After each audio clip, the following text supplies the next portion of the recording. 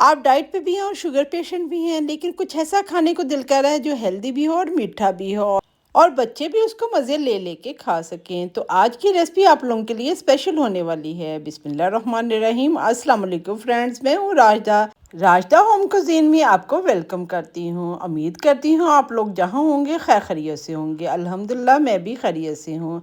अल्लाह ताला के बबरकत पाक नाम से मैं अपनी रेसिपी का आगाज़ करती हूँ। बिस्मिल्लाहिर्रहमानिर्रहीम। ये मैंने एक पैन ले लिया है और इसको आपने अच्छी तरह साफ़ कर लेना है। बिल्कुल ड्राई होना चाहिए आपका पैन। आज जो मैं रेसिपी आप लोगों के साथ शेयर कर रही हूँ ये इतनी हेल्दी है कि शुगर पेशेंट भी इसको खा सकते हैं और डाइट पर्पस जो लोग हैं उसको भी आराम से इसको खा सकते हैं।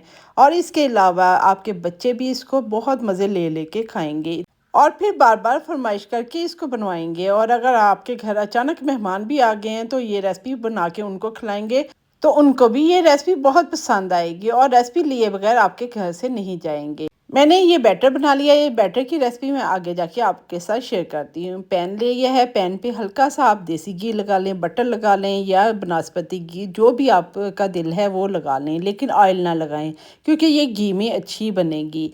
और इस तरह मैंने इसको सिर्फ पैन को ग्रीस किया है, बहुत ज़्यादा घी नहीं लगाया, इसलिए ये डाइट पर्पस जो लोग हैं वो भी इसको खा सकते हैं। और इस रेसिपी को शुगर पेशेंट जो हैं वो भी इजीली खा सकते हैं, उनको भी मीठा खाने के लिए तरसना नहीं पड़ेगा। एक दफ़ा जब आप बनाएंगे तो इंशाल्लाह डेली आपकी नाश्ते पे भी या मेहमान भी अचानक आ जाएं तो आप इसको बना के मेहमानों के सामने भी सर्व करेंगे तो मेहमानों को भी बहुत पसंद आएगी और बच्चों को भी पसंद आएगी। इसको आप बना के लंच बॉक्स में भी बच्चों को दे सकते हैं।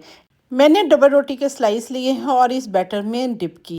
एक दो दफ़ा इसको पलटना है, इसको भगोना नहीं है। डबल रोटी को अगर आप इसमें डिप होने देंगे तो डबल रोटी जो है आपकी टूट जाएगी और खेरू खेरू हो जाएगी, फिर ऐ स्लाइस नहीं बननगे, हलवा बन जाएगा। इस वास्ते इनू दो तीन दफ़ा सिर्फ तुसी उल्टाना पलटाना है। इस तरह उल्टा पलटा के हल्का जिहा पैन नू ग्रीस करना है। मीडियम हीट पे इसको दोनों तरफ से आपने सेक लेना है। जब इस तरह का गोल्डन कलर आ जाए तो आपने उतार लेना है।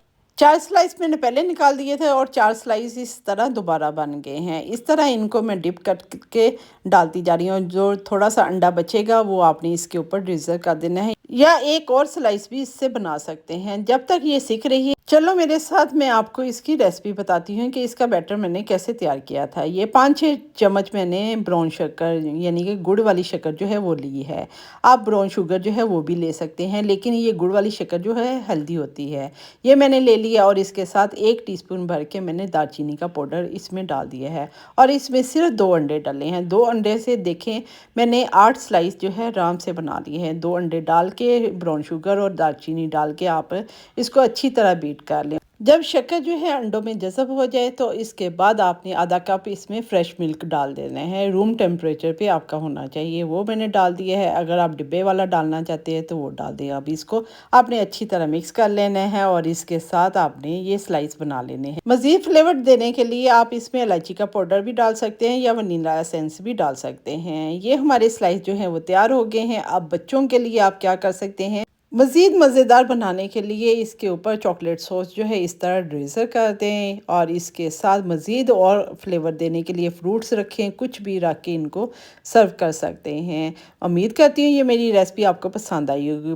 पसंद आए तो मुझे फ़ीडबैक दीजिएगा। मज़ीद इस तरह की रेसिपी के लिए राजदा होम कुज़ीन चैनल को लाइक करें, शेयर करें, सब्सक्राइब करें, बेल आइकन को प्रेस करें ताकि आप भी इस तरह की बजट में रहते हुए हेल्दी चीज़ों को एंजॉय कर सकें।